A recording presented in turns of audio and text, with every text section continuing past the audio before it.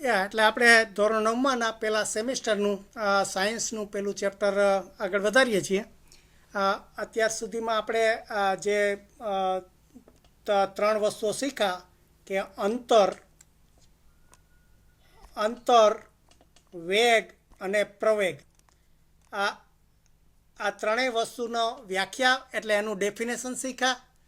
પછી એને ગ્રાફ ઉપર કેવી રીતે દર્શાવાય એ શીખ્યા. અને ગ્રાફનો ઉપયોગ કરી અને અંતર ઉપરથી પછી વેગ કેવી રીતે શોધાય અને પ્રવેગ કેવી રીતે શોધાય અને નિયમિત છે કે અનિયમિત છે કે પ્રવેગ છે કે પ્રતિપ્રવેગ છે એ વસ્તુ આપણે ગ્રાફની રીતે શીખ્યા. હવે આજે આ બીજો અવાજ શું આવે છે? યા કોને જરા, કારણ કે બહુ હોય.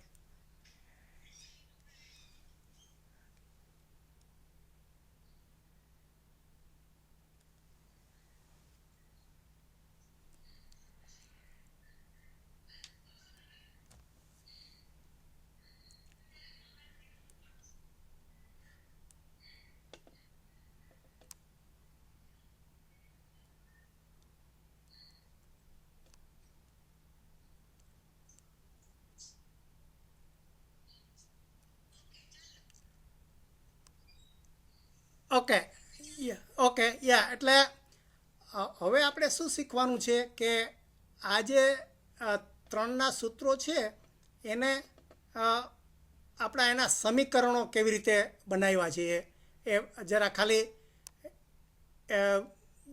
જે ખાસ એની જેની સંજ્ઞાઓ છે એનો ઉપયોગ કરી અને કેવી રીતે આ જે 1.9 નિયમિત રેખી પ્રાયોગિક ગતિના સમીકરણો એ આપણે આ જોઈએ છીએ અત્યારે કે એટલે એના ઇક્વેશન કેવી રીતે બનાવવા. અને એ જ વસ્તુ આમ તો ખરેખર આપણે જે સૂત્રો શીખ્યા કે ભાઈ પ્રવેગ આપણે શીખ્યા કે પ્રવેગ એટલે વેગની ગતિ જે વધતી જાય એ પ્રવેગ અને એનું સિમ્બોલ એ એટલા માટે એ વાપરે છે કે એક્સલેરેશન એનું પ્રવેગનું અંગ્રેજી એક્સલેરેશન થાય છે અને એક્સલેરેશન ઉપરથી એ એક્સલેરેશન એટલે પ્રવેગ અને એટલા માટે એ સિમ્બોલ બીજગણિતનો એણે વાપર્યો છે કે આ બીજગણિત એ હોય અને પછી વેગનું આપણે શીખ્યા તો વેગનું અંગ્રેજ છે વેલોસિટી અને વેલોસિટીનો વી એણે વાપરે છે. પણ આપણે વેલોસિટી બે પ્રકારની શીખ્યા. એક શરૂઆતની વેલોસિટી એટલે પ્રારંભિક વેગ અને અંતિમ વેગ એટલે કે આપણે કાર ચાલુ થાય ત્યારે એક શરૂઆતનો વેગ હોય એટલે વેગ આરંભિક વેગ કહે છે એને, આરંભિક વેગ. અને બીજો વેગ અંતિમ વેગ. તો આ બે માટે પણ એણે જુદા જુદા વેગનું વેલોસિટી છે એટલે આ અંતિમ વેગ માટે એણે વી વાપરો અને આ યુ વાપરો ના વેગ માટે અને પ્રવેગ માટે એ વાપરો છે. એટલે આપણે જો ગણિતની રીતે એલ્જીબ્રાની રીતે મૂકવું હોય તો આપણને ખબર છે કે એક્સલેરેશન પ્રવેગ એટલે શું તો કે અંતિમ ગતિ વી માઇનસ શરૂઆતની ગતિ એ કેટલા સમયમાં એ બદલી. ધારો કે 0થી માંડીને 60 કિલોમીટર સુધી થયું હોય 15 મિનિટમાં તો આ ટી. એટલે આ એનું બીજગણિતનું સૂત્ર થયું કે a equal to v minus u છેદમાં ટી. એટલે હવે આને આપણે આ ગણિતની રીતે આ ટીને પેલી બાજુ લઈ જઈએ તો એ ટી ગુણાકાર થઈ જાય બરાબર વી છેદ માઇનસ યુ.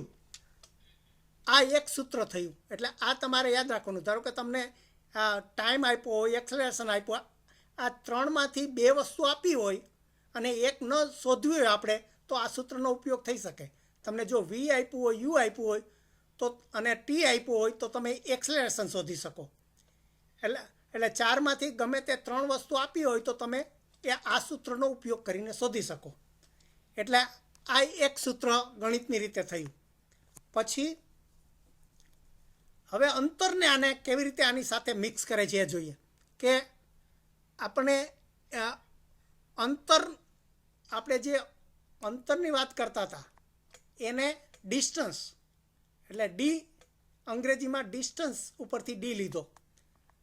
તો ડિસ્ટન્સ કેવી રીતે આપણે વાપરેલું પહેલાં કે આપણને કે ડિસ્ટન્સ કેટલું આપ્યું તો કે તમે શરૂઆતની ગતિમાં, એટલે એવરેજ ગતિ, આ તમે યુ અને વીનો સરવાળો કરી અને 2 ભાગે કરો તો એ તમારી સરેરાશ ગતિ થઈ. સરેરાશ ગતિ કેટલા ટાઈમ માટે થઈ તમે એને ટી સાથે ગુણી નાખો તો આ એનું અંતર કાપ્યું એને કહેવાય, ડી થયું. તો આપણે આ યુ વી અને ટીનો અહીંયા ઉપયોગ કર્યો છે આ એક સૂત્રમાં. આ આપણે એનું બીજું સૂત્ર મળ્યું એટલે ડિસ્ટન્સનું. તો હવે આ બંને સૂત્રોને આપણે એકબીજા સાથે મિક્સ કરવાના છે. તો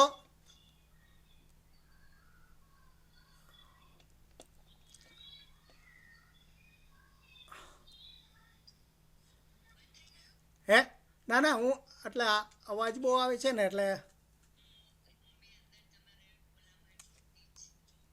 યા રાઈટ. એટલે અહીંયા હું એ સૂત્ર જોઉં છું કે આમાં આપણે આને ડીને આ રીતે મૂક્યો છે કે આ ડી નથી પણ એસ છે, ડિસ્ટન્સ એસ બરાબર 1/2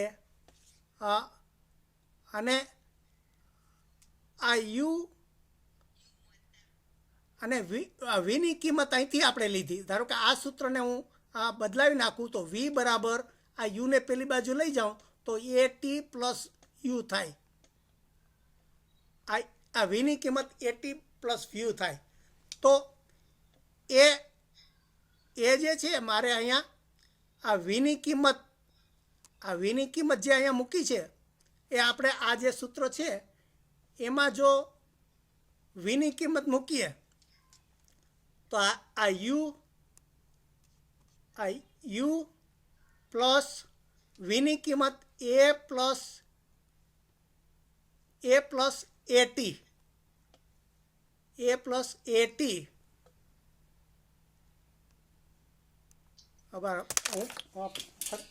હું ફરીથી લખું અહીંયા.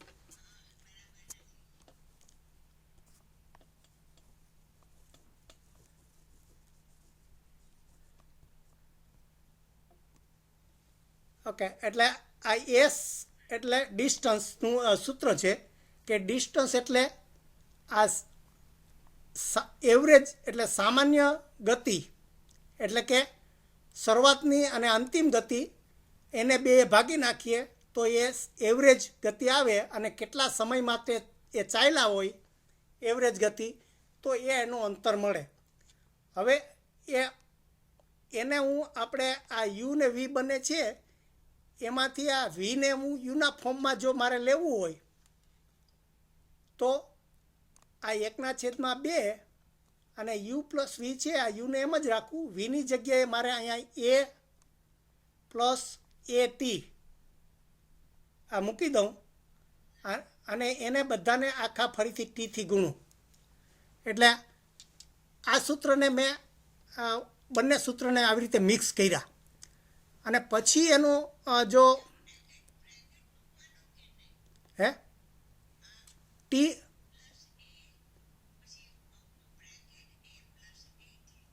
ઓકે એમ મૂકે એટલે આપણે આ વીની જગ્યાએ આમ બતાવી શકીએ કે એટલે આવી રીતે આપણે મેં વીની કિંમત આ રીતે મૂકી દીધી અને પછી એનું આ સાદું સ્વરૂપ એટલે હું કરી નાખું તો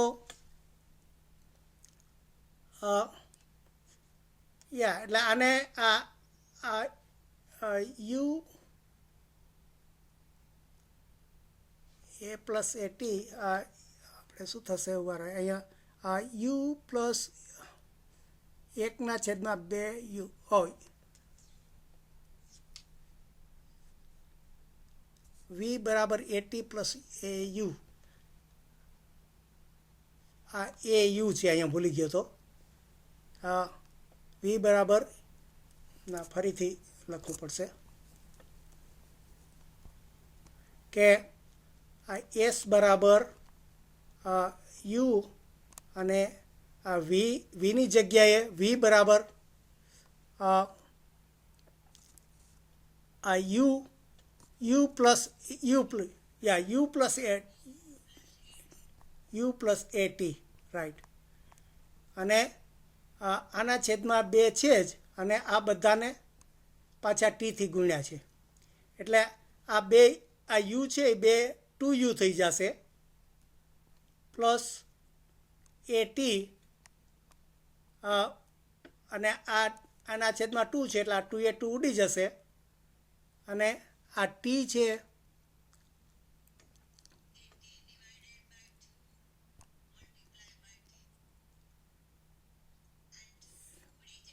એટલે એસની કિંમત,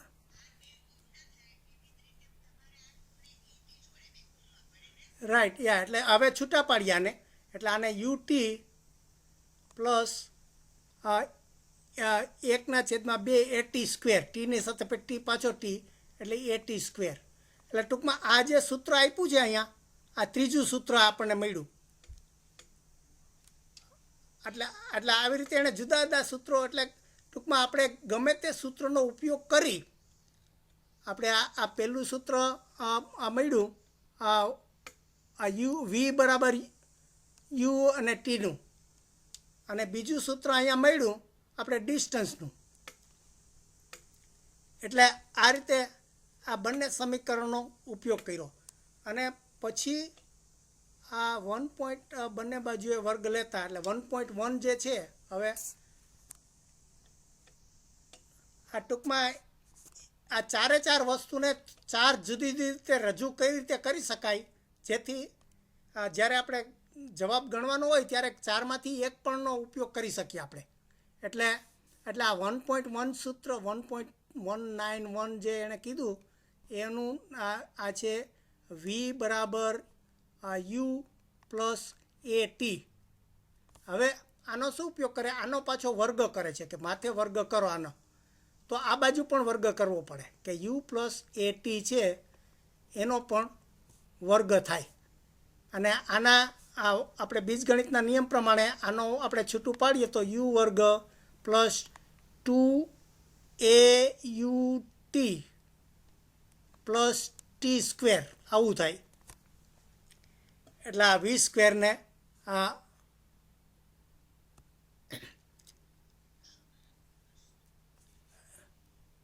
એટલે અહીંયા જો એને છૂટું પાડ્યું, એટલે 2A ને પછી સામાન્ય લઈ લીધા, આ A સ્ક્વેર અને A square plus A square T square બે થાય, A સ્ક્વેર ટી સ્ક્વેર. એટલે આમાંથી પછી આ U સ્ક્વેરને અહીંયા રાખ્યો પ્લસ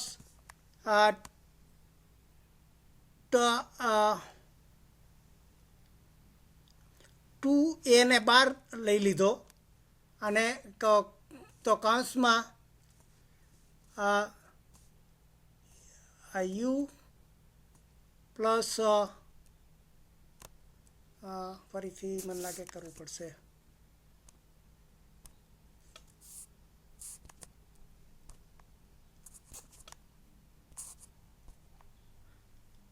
એટલે આમ તો આણે આ જે સ્ટેપ લખ્યા છે એ જ ખાલી આપણે જોતા જવાના છે કે આનો સ્ક્વેર કર્યો, આ V સ્ક્વેરનો Vનો સ્ક્વેર કર્યો તો આ એનો U સ્ક્વેર, આ Vનો સ્ક્વેર બરાબર U square plus 2UAT plus A square T square. અને ફરીથી આને આ U સ્ક્વેરને આ પ્લસ 2A બહાર કાઢી લીધો, એટલે આ UT પ્લસ 1/2 1/80² એવું પાછળ વધ્યું.